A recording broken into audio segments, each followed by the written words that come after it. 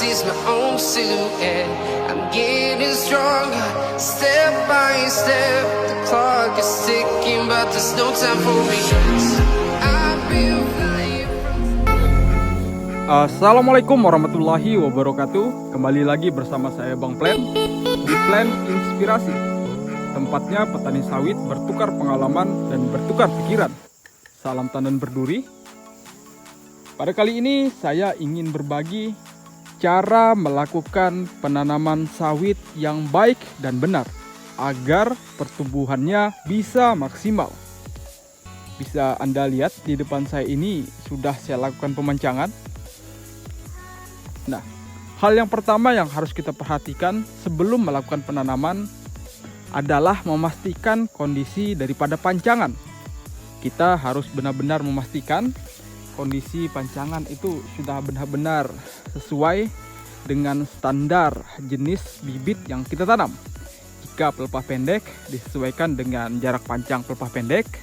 Jika yang kita gunakan adalah bibit sawit varietas pelepah panjang, kita harus sesuaikan juga sesuai dengan kriteria pelepah panjang. Nah, untuk tanaman sawit saya ini, saya menanam varietas Simalungun. Seharusnya varietas Simalungun ini bisa ditanam dengan jarak pancang 8x9. Tapi di sini saya menggunakan jarak pancang 9x9, teman-teman. Dan di sebelah kiri ini adalah tanaman sawit saya yang sudah berusia 15 bulanan. Anda bisa lihat kondisinya sangat subur. Daunnya hijau, batangnya juga sudah mulai membesar. Sebelah kanan ini yang akan saya lakukan penanaman. Nah, setelah Anda sudah memastikan bibit yang Anda tanam sesuai dengan jarak pancang yang akan Anda gunakan, selanjutnya kita tinggal melakukan pelubangan. Nah, saya harapkan kepada Anda yang baru ingin menanam tanaman sawit, pastikan terlebih dahulu Anda melakukan pelubangan. Jangan sampai Anda melakukan pelubangan di waktu yang sama saat penanaman. Mengapa demikian? Karena pada saat kita melakukan pelubangan, nah ini lubang sudah seminggu yang lalu saya lakukan penggalian, dan di minggu ini saya lakukan penanaman. Kenapa kita tidak boleh sekaligus melakukan pelubangan dan penanaman? Karena pada saat kita melakukan pelubangan, tanah itu akan teraduk, tercampur, sehingga membuat mikroorganisme di bagian permukaan tanah atau yang kita sering sebut dengan topsoil, keberadaannya akan berkurang dan bahkan mati karena sinar matahari, teman-teman. Jadi kita pastikan lakukan penggalian lubang terlebih dahulu. Seminggu atau 2 minggu kemudian baru kita lakukan penanaman.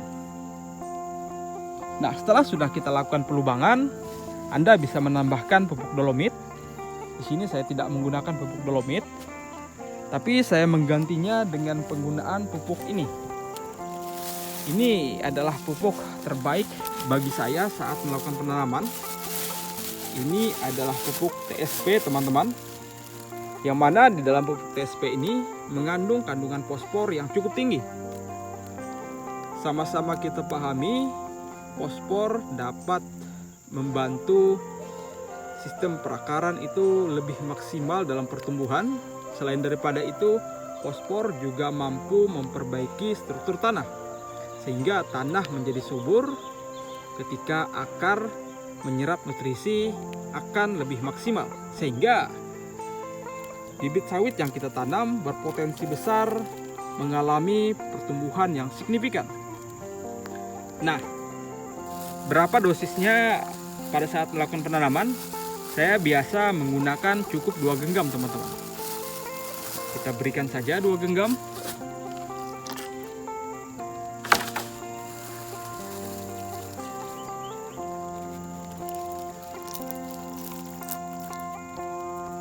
Satu genggam di awal lubang. Selanjutnya, ketika Anda melakukan penanaman, pastikan polybag Anda lepas, Anda buka. Karena jangan sampai Anda menanam sekaligus dengan polybagnya. Karena akarnya tidak akan mampu menembus dan terhambat oleh polybag, sehingga banyak pada saat melakukan penanaman biasanya sekaligus di dalam polybagnya, bibit akan kerdil dan mengalami etiolasi. Jadi jangan sampai kita menanam dengan polybagnya. Pastikan sudah terbuka, terlepas secara sempurna. Selanjutnya tinggal kita tanam. Bismillah. Pastikan kondisinya lurus. Sedikit tambahan, ketika Anda melakukan pelubangan, pastikan ukuran lubang itu lebih besar daripada polybag. Bisa Anda lihat seperti apa yang saya lakukan ini. Lubangnya lebih besar daripada ukuran bagian polybag, teman-teman. Tujuannya apa? Tujuannya agar sistem perakaran itu lebih mudah dalam melakukan pertumbuhannya. Selanjutnya tinggal kita tutup.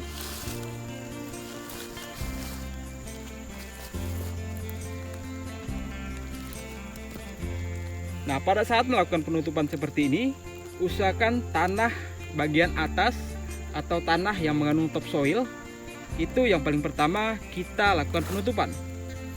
Tanah yang mengandung topsoil itu biasanya lebih banyak berwarna hitam, kecoklat-coklatan seperti ini, teman-teman. Nah, jadi pastikan bagian topsoil ini yang berwarna hitam kita masukkan pertama kali di dalam lubang.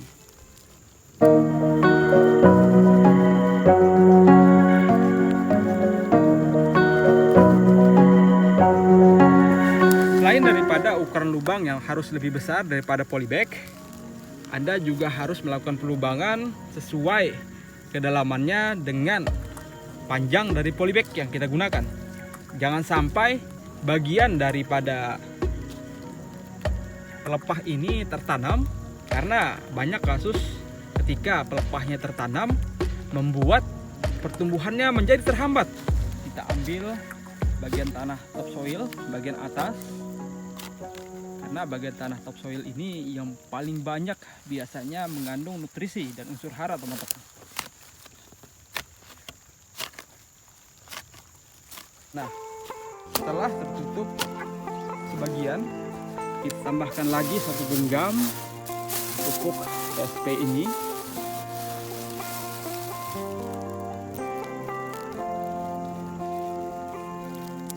TSP ini sangat banyak manfaatnya bagi tanaman sawit yang baru kita tanam, karena dapat merangsang perakaran sehingga nutrisi yang diserap oleh tanaman itu bisa cenderung lebih maksimal di awal-awal pertumbuhan setelah kita lakukan penanaman.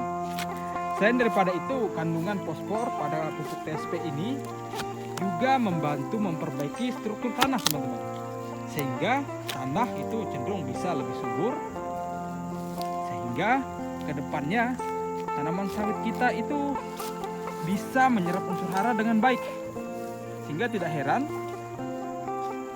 perbandingannya ketika kita menggunakan pupuk TSP ini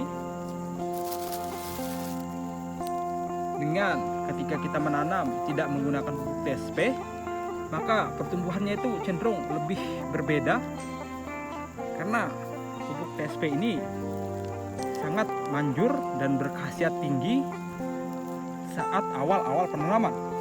Nah, setelah kita lakukan pemberian dengan jumlah keseluruhan 2 genggam, lalu kita tutup dengan sempurna, teman-teman. Pastikan tidak ada akar yang ikut pada saat kita melakukan penutupan.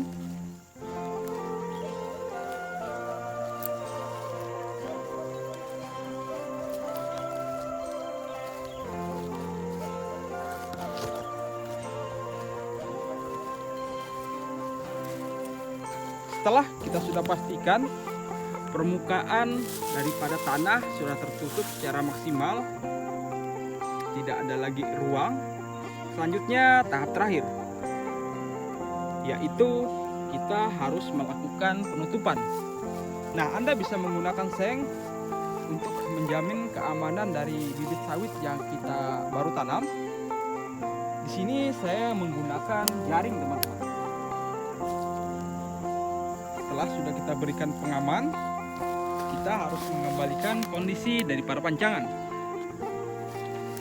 Tidak lupa juga kita tambahkan atau kita pasang bagian daripada polybag di bagian daripada ujung pancangan, Karena memang terlihat sepele hal ini, akan tetapi sangat penting keberadaan pancangan masih berdiri tegak di samping bibit. Kita tancapkan saja. Kondisi pancangan yang kita kembalikan ini akan menjamin keberadaan bibit yang sudah kita tanam. Karena pada saat penanaman, saking banyaknya bibit yang ingin kita tanam, biasanya kita lupa mana-mana titik-titik yang sudah kita tanam dan yang belum. Jadi keberadaan pancangan ini sangat penting agar kita sudah paham bahwa di sana sudah kita lakukan penanaman. Semoga informasi ini bisa menjadi manfaat. Saya hanya berbagi berdasarkan pengalaman saya pribadi. Semangat. Sekian dari saya. Wassalamualaikum warahmatullahi wabarakatuh. Salam tandan perduri.